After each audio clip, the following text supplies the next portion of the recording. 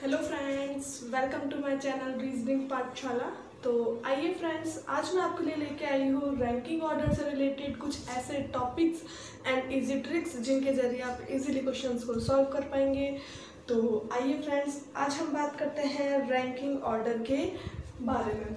तो देखिए friends, ranking order में हमारे किस टाइप के क्वेश्चंस बनते हैं जिन्हें हम इजीली सॉल्व करें।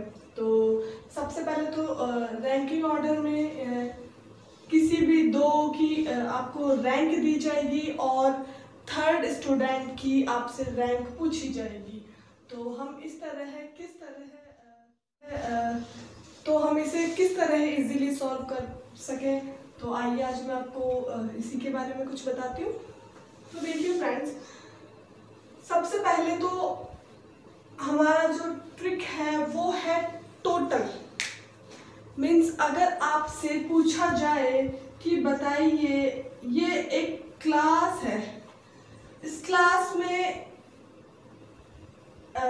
इतने ए जो है वो इस पोजीशन पे है और बी जो है वो इस पोजीशन पे है, तो बताइए टोटल स्टूडेंट इसमें कितने हैं। तो आप किस तरह से फाइंड कर पाओगे। तो इसे निकालने के लिए सबसे पहले हमें इसका रूल पता होना चाहिए कि ये किस तरह से फाइंड किया जाता है। तो किसी भी चीज का टोटल फाइंड करने के लिए होता है लेफ्ट प्लस राइट माइनस 1। अब देखिए, मैं आपको इससे रिलेटेड एक क्वेश्चन बताती हूँ जिससे आपको ये और भी इजी वे में समझ में आएगा। जैसे देखिए, ये एक रो है, ठीक है, एक क्लास की एक पंक्ति है जिसमें जो ए है ना, ए ये लेफ्ट से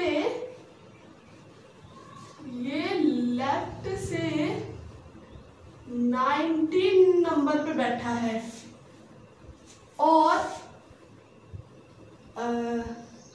राइट से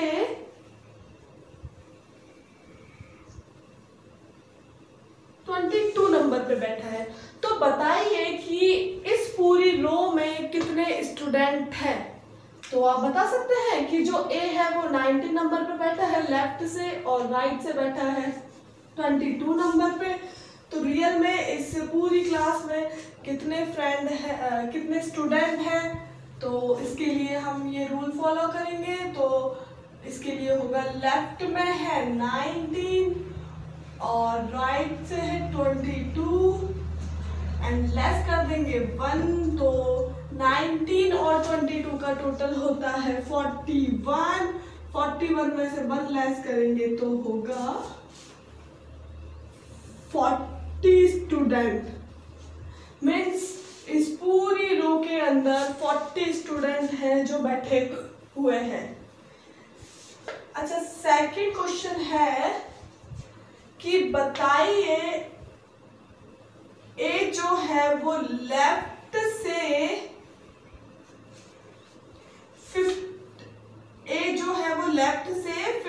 15वें नंबर पे बैठा है और बी है वो राइट से 6 नंबर पे बैठा है। ठीक है, ये बैठा है राइट से और इनके बीच में 3 स्टूडेंट और बैठे हैं।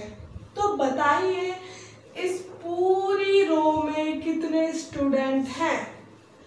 ए हमारे 15 नंबर पे बैठा है, बी 6 नंबर पे, बीच में 3 स्टूडेंट हैं। तो हम इसे किस तरह फाइंड करेंगे। तो हम इससे फाइंड करेंगे, इसका टोटल निकालेंगे कुछ इस तरह। तो देखिए फ्रेंड्स, इसका सबसे केस 1 मतलब 2 तरह से इसके आंसर निकलेंगे। तो सबसे हम फर्स्ट तरह से इसका आंसर निकालते हैं।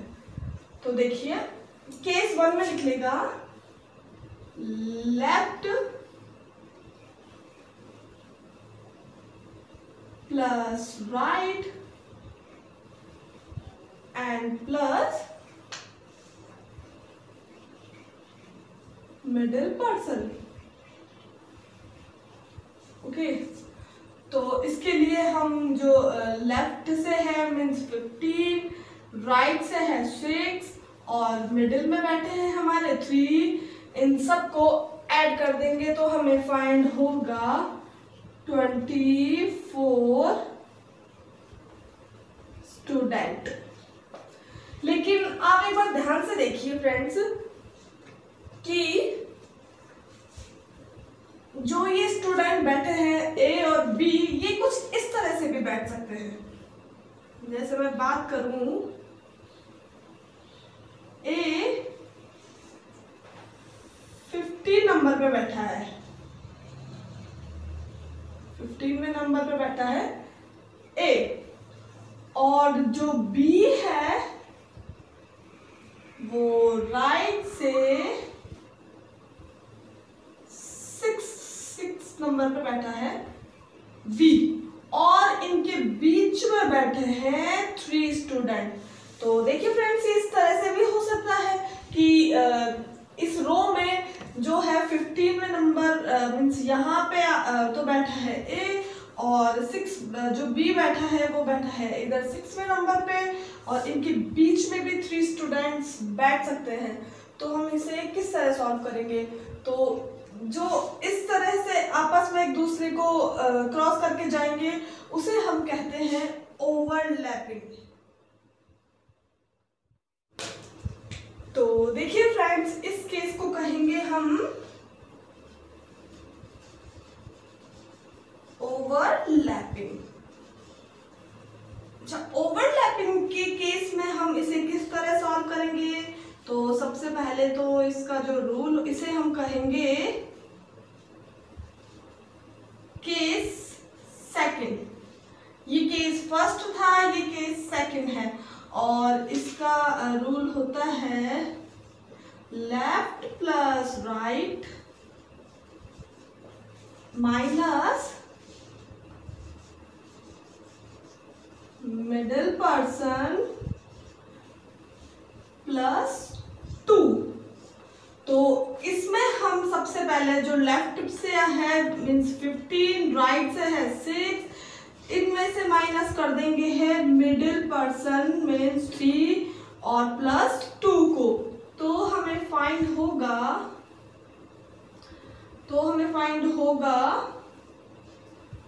16। ओके, अब देखिए, अब हमारे कंफ्यूजन माइंड में ये होगा कि हमें 24 भी फाइंड हो रहा है और 16 भी, तो हम क्या आंसर इसका पता करें कि इसका आंसर कौन सा होगा? तो ये हम किस तरह पता कर सकते हैं? तो आप देखिए, अगर आपको इस तरह से ओवरलैपिंग के क्वेश्चंस अगर दिए जाते हैं तो आप इस तरह से सॉल्व करोगे।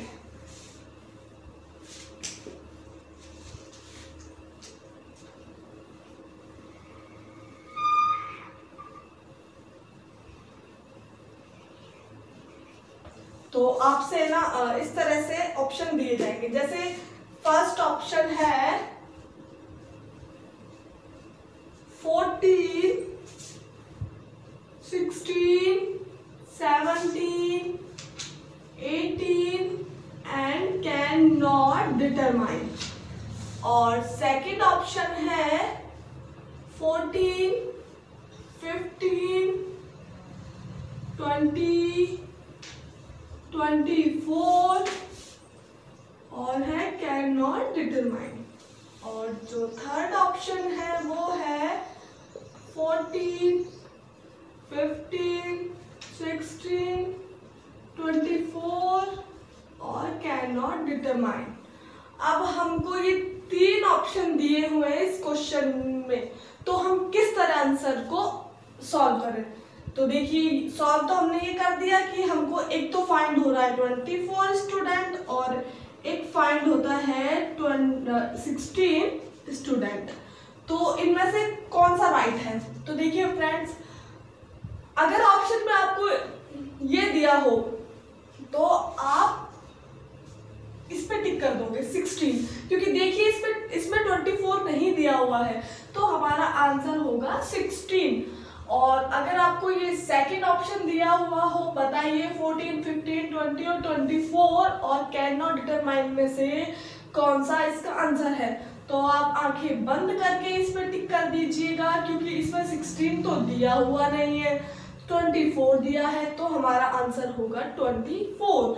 और थर्ड जो है उसमें 14, 15, 16 और 24 कैन नॉट डिटरमाइन दिया हुआ है। तो देखिए फ्रेंड्स, इसमें 16 भी है, 24 भी है, तो अब ये कंफ्यूजन वाला है कि हम किस पे टिक करें। तो इससे हम कोई पता नहीं लगा सकते कि इसका आंसर 16 है या 24 है, तो हम टिक करेंगे कैन नॉट डिटरमाइन, मीन्स ज्ञात नहीं किया जा सकता कि इसका आंसर 16 है या 24 है। तो आप इस तरह इसके क्वेश्चंस को इजीली सॉल्व कर सकते हो और एग्जाम को अच्छे से फाइट कर सकते हो। तो देखिए फ्रेंड्स, मैं आपको एक क्वेश्चन और करके बताती हूँ ओवरलैपिंग वाला, जिससे आपको ओवरलैपिंग से रिलेटेड सारी कंफ्यूजन सॉल्व हो जाएगी। तो देखिए, राम है, एक स्टूडेंट है राम, वो लेफ्ट से 6 नंबर पे बैठा है। जो राम है वो लेफ्ट से 6 नंबर पे बैठा है, और जो श्याम है वो राइट से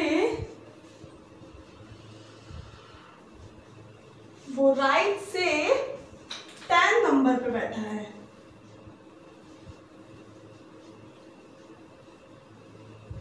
ओके, और इनके बीच में 8 स्टूडेंट बैठे हैं। तो सबसे पहले तो हम केस 1 से इसको सॉल्व करते हैं।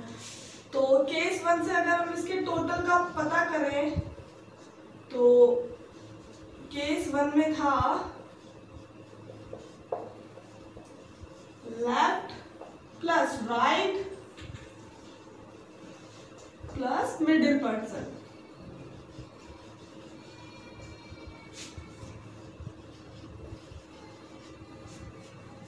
तो लेफ्ट है हमारा 6, राइट है हमारे 10 और मिडिल पर्सन है हमारे 8। तो अगर हम इसको सॉल्व करेंगे तो हमें फाइंड होता है 24 स्टूडेंट। अब देखिए, हमारा केस है सेकंड।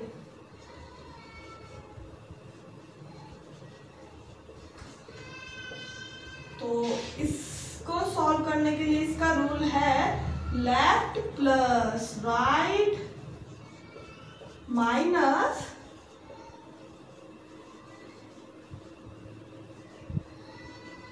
मिडिल पर्सन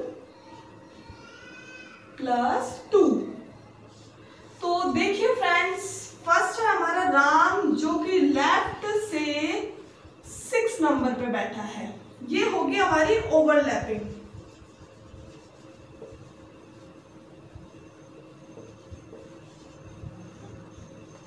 जो हमारे लेफ्ट से 6 नंबर पे बैठा है, और जो श्याम है वो हमारे राइट से 10 नंबर पे बैठा है। ये है हमारे राम, ये है हमारे श्याम, और इनके जो बीच में है वो बैठे हैं 8 स्टूडेंट।